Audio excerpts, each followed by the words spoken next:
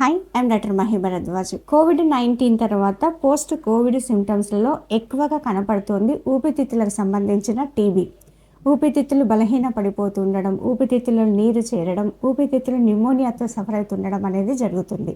ఇది చిన్న పిల్లల నుండి పెద్దవాళ్ళ లోపల గణనీయంగా పెరుగుతోంది.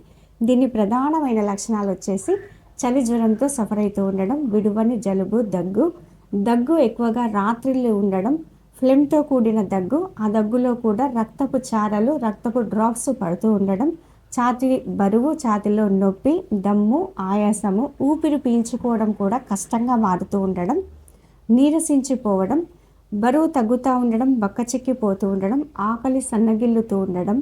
ఇలాంటి లక్షణాలతో ఎవరైనా బాధపడుతూ ఉంటే ఏదో వైరల్ ఫీవర్ అనో ఇంకోటనో అశ్రద్ధ చేయకండి. ఎందుకంటే దీనికి సంబంధించిన ట్రీట్మెంట్ ఇమ్మీడియట్గా స్టార్ట్ చేయాల్సి ఉంటుంది.